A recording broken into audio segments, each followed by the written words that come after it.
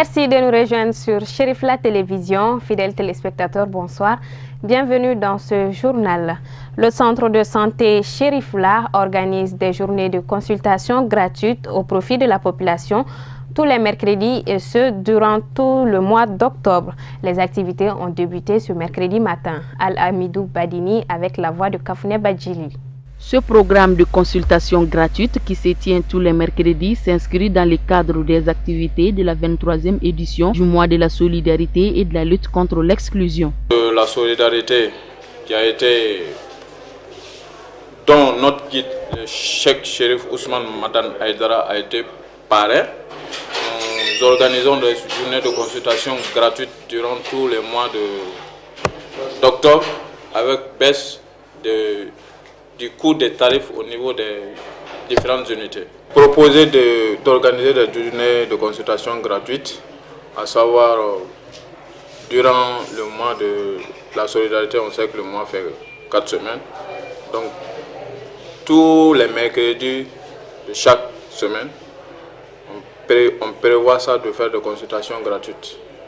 Donc ça a débuté aujourd'hui, mais comme la population n'étant pas aussi informée sur la situation, vous observez aussi bien que moi que ce n'est pas une journée de consultation gratuite comme on l'espérait. On va attendre le mercredi prochain si possible. Bon, si je dis consultation gratuite, ça concerne toutes les activités du centre de santé Cherifla les mercredis. Ce n'est pas seulement les consultations médicales générales, mais aussi il y a la consultation des CPN, la consultation prénataux. Il y a une diminution du tarif sur l'imagerie et même sur les analyses de labo. Bon, moi je lance un appel à la population de venir tous les mercredis durant tout le mois d'octobre à la consultation gratuite au niveau du centre de santé Cherifla. Et nous serons bienveillants de les accueillir pour une consultation bien accomplie avec des analyses bien établies pour qu'ils puissent bénéficier d'un traitement adéquat. Cette activité est vivement saluée par tous les premiers bénéficiaires de la consultation. Outre ces consultations gratuites, les mercredis du mois d'octobre, le centre de santé Cherifla accorde aussi une remise de 50% sur toutes les autres formes de prestations de services, notamment l'échographie et les consultations prénatales. Dans ce mois de solidarité 2017, octobre 2017, dont le centre a décidé, en guise d'aider, sinon d'apaiser les souffrances de la population, comme l'islam est notre guide spirituel, Haïdara a toujours dit, l'islam c'est d'abord l'entraide, de vous aider entre vous. Donc le centre dans ce sens a rendu toutes les prestations qui s'effectuent au centre en demi-tarif. Par exemple ici l'échographie c'est 9 000, ça sera 4 500. Il y a des échographies qui sont 12 500, donc vont venir à 6 250. Voilà, c'est des demi-tarifs en principe. C'est toutes les activités qui se font au centre, c'est à demi-tarif, à part la pharmacie. La pharmacie, bon, l'ordonnance, vous payez l'ordonnance, il n'y a pas eu de réduction par rapport à ça. Maintenant, la consultation, c'est une consultation gratuite. Notons que les responsables du centre de santé Cherifla invitent le public à venir massivement se faire consulter gratuitement tous les mercredis de ces mois de la solidarité. Mois placé d'ailleurs sous le parrainage du guide spirituel des Ansar, Seyd Chérif Ousmane Madan Haïdara. Les responsables de l'Association des fournisseurs et opérateurs économiques du Mali ont été reçus hier mercredi dans l'après-midi par le Premier ministre Abdoulaye Idrissa Maïga dans la salle de conférence de la primature. Objectif, le non-paiement de la dette intérieure qui s'élève à plus de 12 milliards de francs CFA. Amadou Kamara, Ibrahim Koulibaly. C'était pour réclamer la dette intérieure par rapport aux fournisseurs de l'État malien. Bon, les échanges ont été portés par rapport au refus du ministre des Finances et qu'on souhaiterait que le Premier ministre fasse un arbitrage entre nous en ce qui concerne ces paiements. Les paiements doivent être continués comme ça a commencé.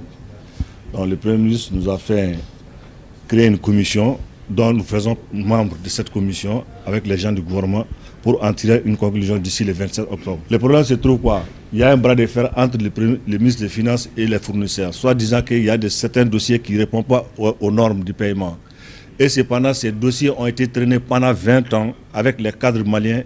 On ne sait même pas qu'est-ce qui s'est devenu ces dossiers avec eux. Mais sinon, ces dossiers ont été préalablement audités par un cabinet qui a audité ces dossiers.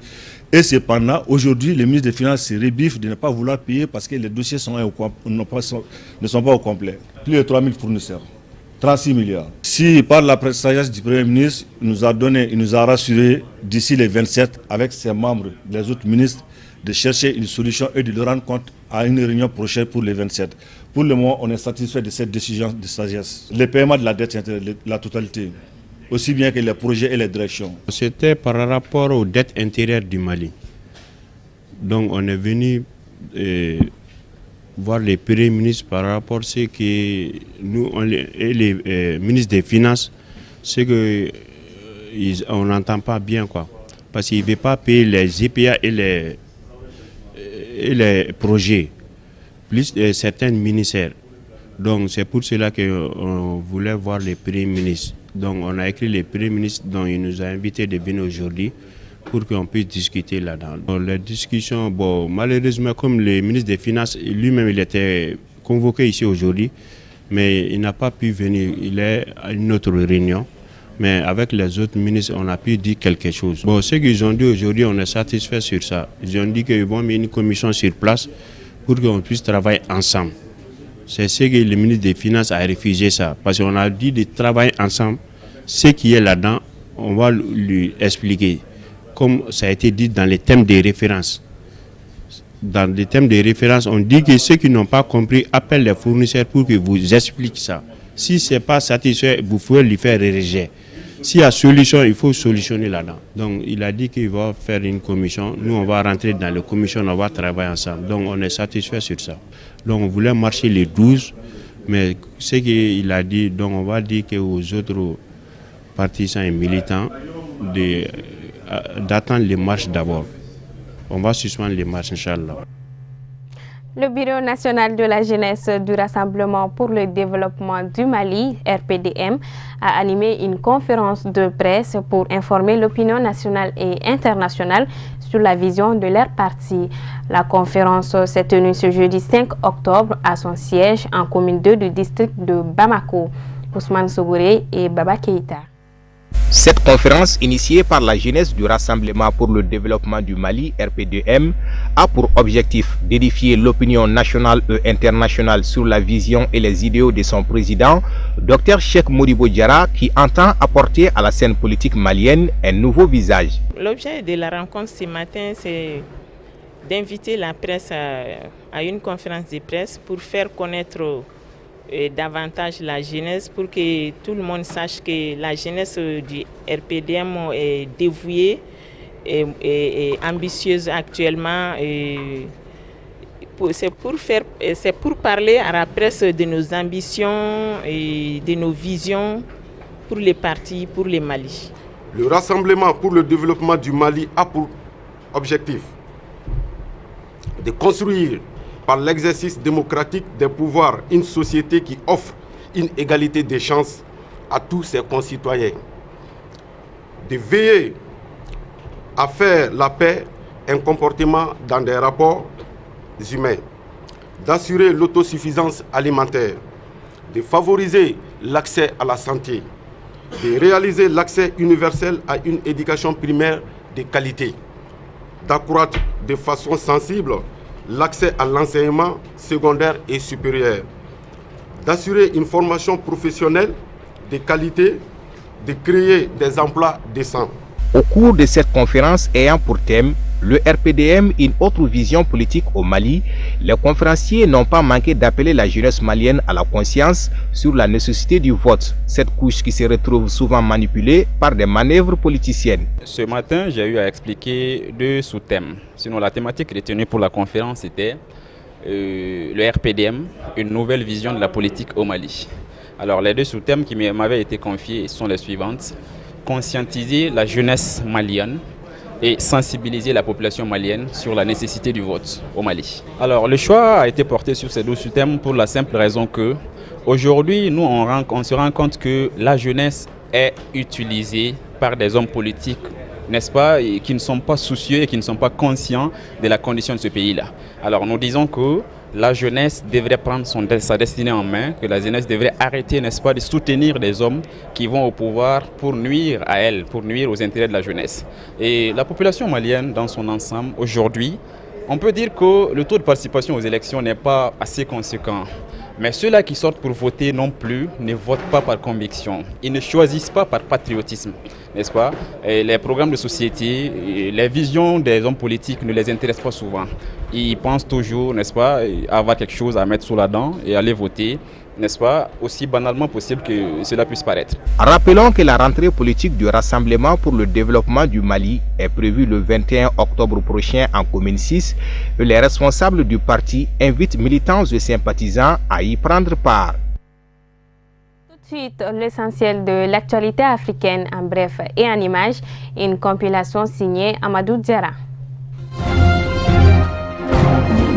En Guinée-Conakry, l'on a assisté à la 3e marche en l'espace de 3 semaines. Un nouvel appel de l'opposition guinéenne à l'endroit de ses sympathisants à investir les rues ce mercredi 4 octobre pour marcher contre l'utilisation des armes à feu par les forces de l'ordre au cours des manifestations ces derniers temps. Il y a 2 semaines, 2 manifestants ont succombé à leurs blessures par balle. D'abord interdite puis finalement autorisée par les pouvoirs publics, ce mercredi, la marche sous haute tension à cause des risques de dérapage était très encadrée. Des soldats ont été tués mercredi dans une attaque probablement terroriste contre une patrouille américano-nigérienne dans le sud-ouest du Niger près du Mali. Selon des informations de presse confirmées en partie par le commandant américain pour l'Afrique, AFRICOM, 3 soldats américains et plusieurs soldats nigériens ont été tués dans cette embuscade. Le commandant américain pour l'Afrique a seulement confirmé dans un communiqué qu'une patrouille mixte américano-nigérienne avait été attaquée en ajoutant qu'une enquête était en cours pour déterminer les détails de l'embuscade. Le porte-parole de la Maison-Blanche, Sarah Sanders, a indiqué à des journalistes à Washington que le président américain Donald Trump avait été informé sur le Niger sans donner plus d'informations. L'opposition togolaise est descendue ce mercredi dans les rues de Lomé pour exiger le départ de Faure Gnassingbé, le président togolais au pouvoir depuis 12 ans. L'opposition réclame le retour à la constitution de 1992 qui prévoit un maximum de 2 mandats constitutifs. Faure Gnassingbé effectue son 3e mandat. Il a été réélu à 2 reprises en 2010 et en 2015 lors de scrutins contestés par l'opposition et il succède à son père Gnassingbé Eyadéman qui a dirigé le pays pendant 38 ans. Le gouvernement a proposé d'introduire une limitation à 2 mandats constitutifs, mais en l'état, le projet de réforme n'est pas rétroactif et ne satisfait pas l'opposition, qui dénonce par ailleurs les répressions d'autres manifestations qui ont fait au moins 4 morts et des dizaines de blessés en un mois. Au Nigeria, des écoles fermées dans l'état de Borno suite aux attaques de Boko Haram. L'insécurité provoquée par l'insurrection de la secte islamiste dans le nord-est du Nigeria est à l'origine de la fermeture de plus de 57% des écoles de Borno, l'état le plus touché, même si la nouvelle année scolaire commence. Près de 1400 écoles ont été détruites, la majorité étant incapable d'ouvrir en raison de dommages importants ou parce qu'elles se trouvent dans des zones qui restent dangereuses. Le président américain Donald Trump a loué mercredi à Las Vegas le courage des blessés du carnage qui a fait 58 morts et plus de 500 blessés, tout en restant très prudent sur les mobiles du tueur. L'Amérique est véritablement un pays en deuil, a-t-il lancé, après s'être rendu accompagné de sa femme Melania dans un hôpital de la capitale endeuillé des casinos, du jeu et des paillettes. Au plus profond de l'horreur, on trouvera toujours de l'espoir chez les hommes et les femmes qui risquent leur vie pour la nôtre. Le meurtre de masse qui a eu lieu dimanche soir a rempli de douleur le cœur de l'Amérique. L'Amérique est véritablement un pays en deuil. Si Donald Trump a longuement salué la mobilisation des héros, médecins, infirmiers, policiers de cette sombre soirée et assuré être 100% avec les victimes, le locataire de la Maison-Blanche est resté évasif sur l'avancée de l'enquête, se bornant à réaffirmer que le tueur était un homme très malade. Les forces irakiennes ont annoncé jeudi avoir repris le centre de la ville de Hawija à l'État islamique, dernier bastion du groupe djihadiste dans le nord de l'Irak. C'était le dernier bastion du groupe État islamique dans le nord de l'Irak. L'armée irakienne a affirmé poursuivre sa progression pour libérer l'ensemble des environs. Cette avancée dans la bataille pour Hawija lancée le 21 septembre intervient alors que les forces irakiennes poursuivent les combats sur un autre front, celui du désert occidental frontalier de la Syrie. Hawija, située à 230 km au nord de Bagdad, est une ville sunnite de plus de 70 000 habitants a été surnommée le Kandahar d'Irak du fait de la présence de combattants extrémistes et en référence au bastion des talibans en Afghanistan. Elle est l'une des dernières villes tenues par l'État islamique en Irak, les djihadistes ayant été chassés au cours des derniers mois de la majorité des territoires qu'ils avaient conquis en 2014. Voilà, c'est ce qui met fin à cette édition. Merci de l'avoir suivi. Bonsoir à tous.